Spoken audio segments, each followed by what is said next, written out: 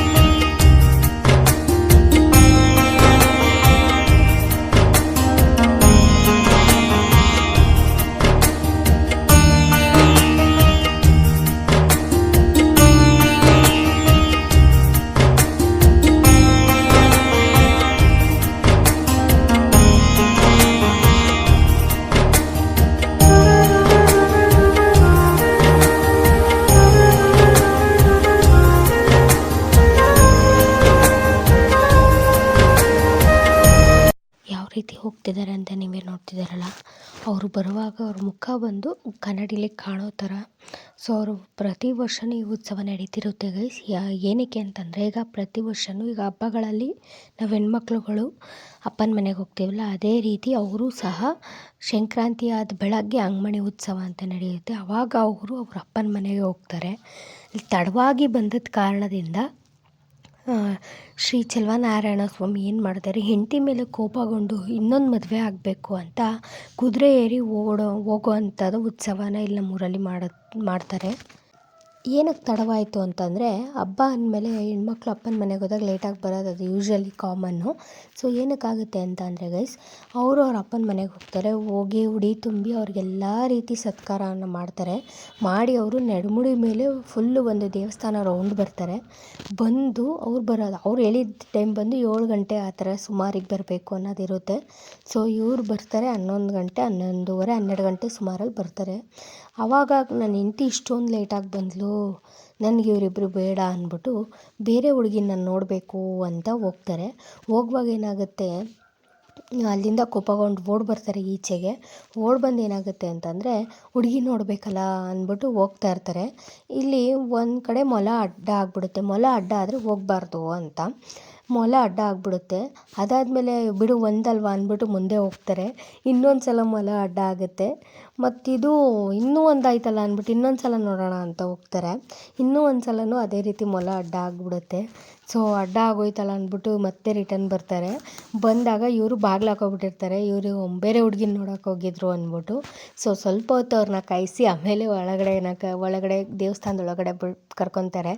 So ಅದಾದಮೇಲೆ ಏನಾಗುತ್ತೆ ಅಂದರೆ ಸೊ ಇವ್ರ ಮೇಲೆ ಕೋಪ ಇರುತ್ತೆ. ನನ್ನ ಗಂಡ ನಮ್ಮನ್ನು ಬಿಟ್ಟು ಬೇರೆ ಹುಡುಗಿನ ನೋಡೋಕೆ ಹೋಗಿದ್ರು ಅಂತ ಯೂಶ್ವಲಿ ಎಲ್ಲ ಹೆಣ್ಮಕ್ಳಿಗೆ ಇದ್ದೇ ಇರುತ್ತೆ. ಸೊ ಅದೇ ರೀತಿ ಇವ್ರಿಗೂ ಕೋಪ ಇರುತ್ತೆ. ಸೊ ಅದ್ರ ಬೆಳಗ್ಗೆಗೆ ಒಂದು ಫಂಕ್ಷನ್ನ ಇಟ್ಕೊಂಡು ಇಬ್ಬರು ಒಂದಾಗ್ತಾರೆ, ನಗ್ತಾರೆ ಅನ್ನೋ ರೀತಿ ಮಾಡ್ತಾರೆ. ನನಗೆ ಯೂಶ್ವಲಿ ಅಷ್ಟು ಕತೆ ಗೊತ್ತಿಲ್ಲ.